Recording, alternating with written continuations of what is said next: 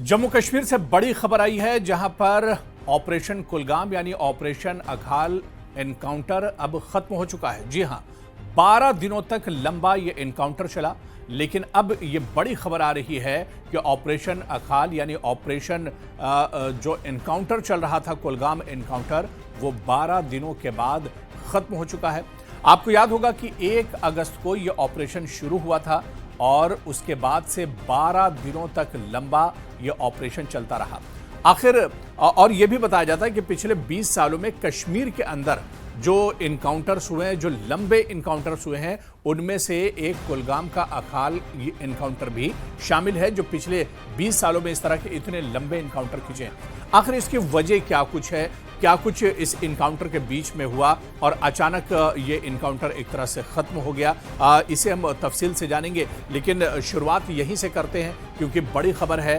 Operation Kulgam को लेकर सबकी निगाहें एक तरह से इस पर टिकी हुई थी। ये ऑपरेशन धीरे धीरे 12 दिनों तक खिंच चुका था और लगातार ये ऑपरेशन चल रहा था और ये कहा जा रहा था कि हिजबुल मुजाहिदीन और जैश ए मोहम्मद के कई ऐसे जो दहशतगर्द हैं वो घने जंगलों में, अघाल के जंगलों में छुपे हुए हैं, जिसकी वजह से ये इनकाउंटर लगातार लंबा खिंचता जा रहा है। लेकिन आपको याद होगा कि इनकाउंटर के शुरुआती दूसरे और तीसरे दिन 3 दहशतगर्द मार गिराए गए थे। एक दहशतगर्द की तो बॉडी भी मिल गई थी, जबकि 2 दहशतगर्दों की लाशें नहीं मिल पाई थी। हालांकि इस बीच एक अफसोसनाक खबर यह भी आई कि इस एनकाउंटर में 2 भारतीय सेना के यानी सिक्योरिटी फोर्सेस के 2 जवान भी शहीद हो गए और इन दोनों जवानों का ताल्लुक पंजाब से था।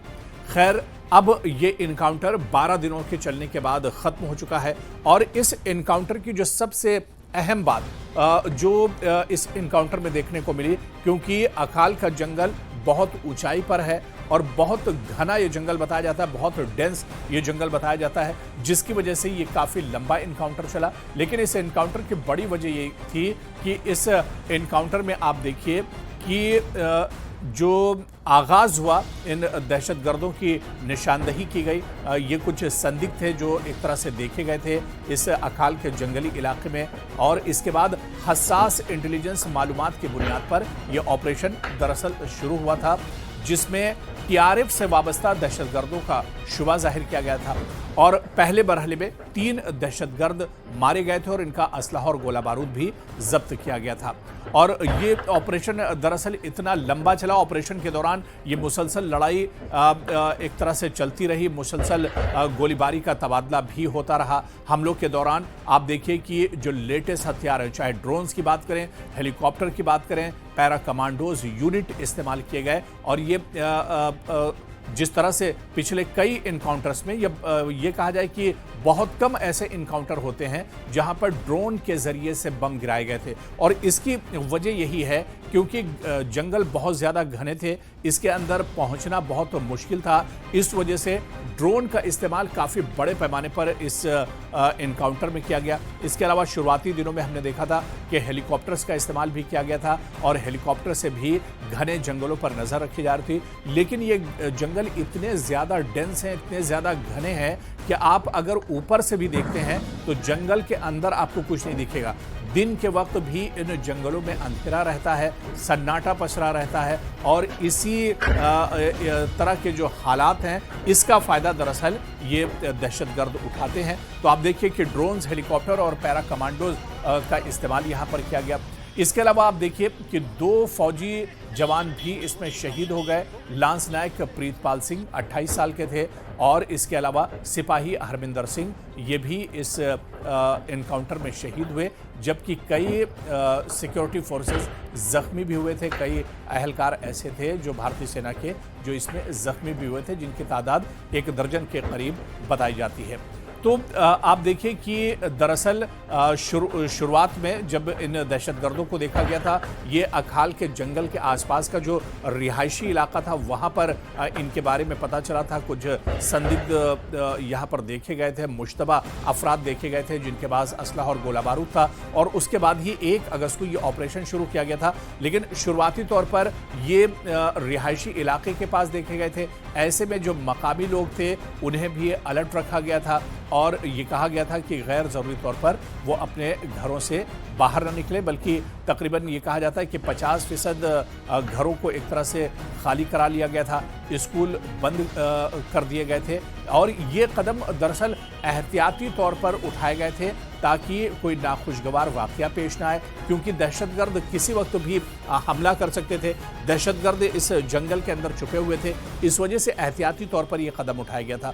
उधर दहशतगर्दों की मजीद हलाकतें भी इसमें हुई और इब्तिदाई दिनों में आप देखिए कम से कम 2 दहशतगर्दों की हलाकत की तस्दीक हुई थी, जबकि ऑपरेशन लगातार चलता रहा और उसके बाद फिर खबर आती है कि एक दहशतगर्द और मारा जाता है और उसकी बॉडी भी एक तरह से मिल जाती है।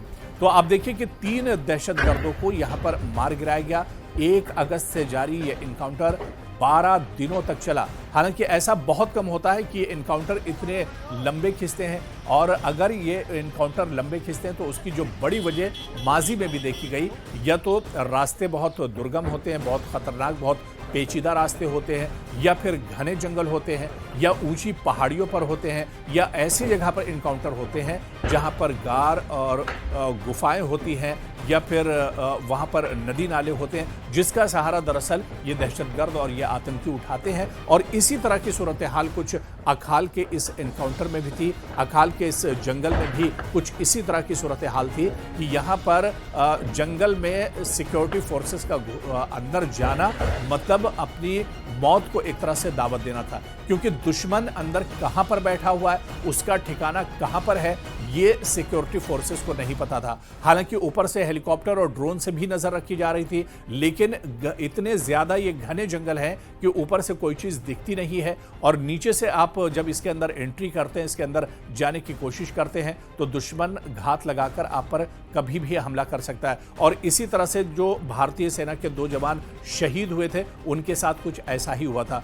शुरुआती दिनों में जब इस जंगल के अंदर जाने की कोशिश सिक्योरिटी फोर्सेस ने की, तो घात लगाकर जो आतंकी बैठे हुए थे उन्होंने ताबड़तोड़ गोलियां चला दी, और उसमें 2 जो जवान थे वो शहीद हो गए और कई जख्मी हो गए। तो इसी वजह से जो सिक्योरिटी फोर्सेस थी वो दरअसल कोई परेशानी मोल नहीं लेना चाहती थी, और पूरी एहतियात के साथ इस ऑपरेशन को अंजाम दिया जा रहा था। इसी वजह से आप देखिए कि इस ऑपरेशन में काफ़ी ज़्यादा वक्त लगा, लेकिन इस ऑपरेशन से भी कई नई चीज़ें निकलकर सामने आई। एक तो लेटेस्ट जो टेक्नोलॉजी है उसका इस्तेमाल किया गया। आप देखिए कि इस ऑपरेशन में तकरीबन 10,000 जवानों का इस्तेमाल किया गया, चाहे सीआरपीएफ की बात करें, पैरा कमांडोज की बात करें, भारतीय सेना की बात करें, इसके अलावा 15 कोर या फिर दूसरे जो रेजिमेंट्स हैं उनका इस्तेमाल किया गया, और तकरीबन 10,000 जवानों को ग्राउंड जीरो पर उतार दिया गया था। अखाल के जंगल के आसपास पूरे जंगल को घेर लिया गया था और ये ऑपरेशन चलाया गया था।